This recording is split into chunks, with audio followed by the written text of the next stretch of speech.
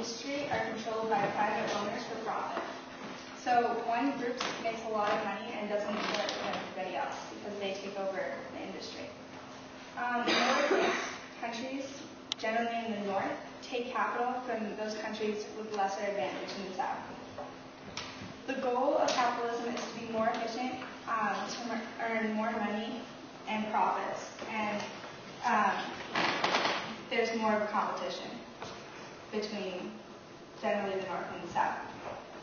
Globalization, or global capitalism, as a leading cause for global inequality.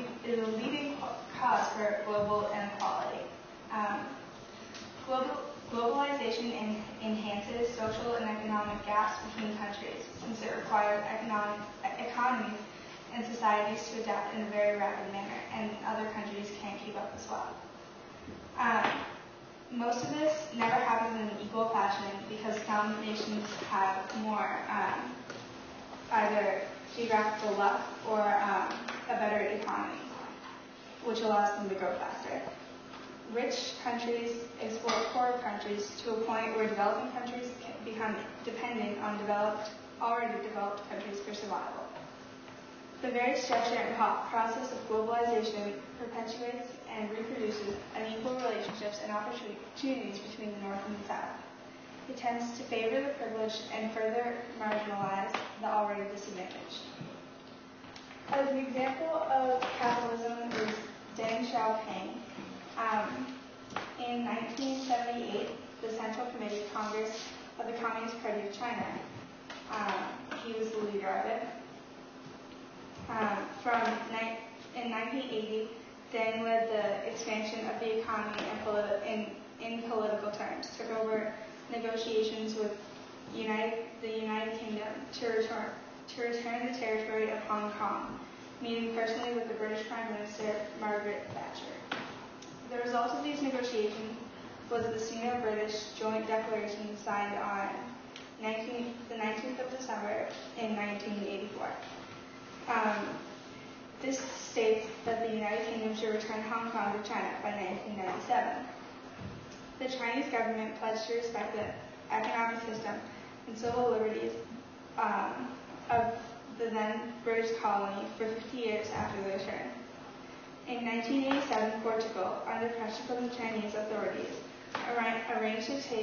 agreed to arrange the return of its colony of Macau by 1999, with an agreement roughly equal to that of Hong Kong.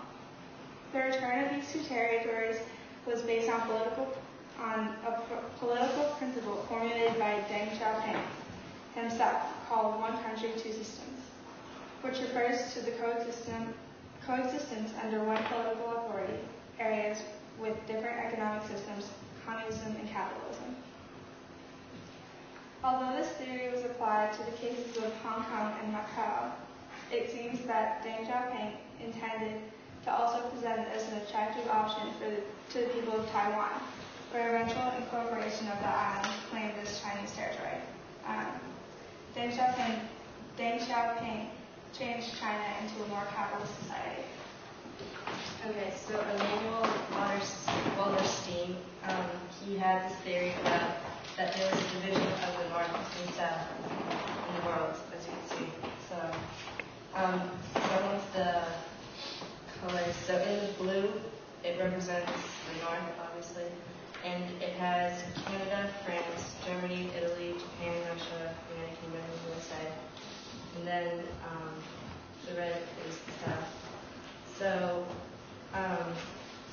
one aspect of Wallerstein's work was that the importance of the North and South division was a world conflict from the Cold War, and he argued that the United States, Wallerstein sees the development of the capitalist world economy as detrimental to a large proportion of the world's population, and he predicts that the capitalism will be replaced by a socialist economy. So going back to socialism from Kylie and Sasha's presentation. So socialism means political and economic theory of social organization. It's like groups tell how to betterment society, so we don't get to have a say basically. communism. It's political theory derived from Karl Marx, advocating class war and leading to a society in which all property is publicly owned and each person works and is paid according to their abilities and needs. So the North-South divide mostly covers the West and the First World, with much of the Second World.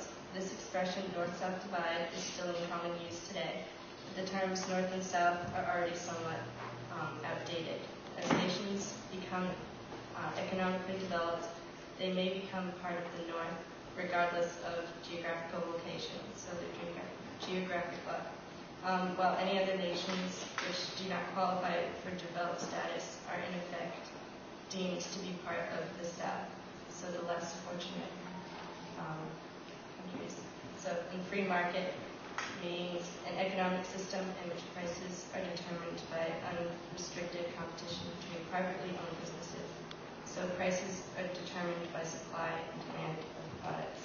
And a global example of this is oil that we get from the Middle East. And actually, we found a list of places for oil, and the top three were actually Canada, Mexico, and then Saudi Arabia. So I thought that was interesting that we actually get some oil from our neighbors in Canada. But yeah, so the demand for oil is high, so prices change constantly to meet the demand. Done?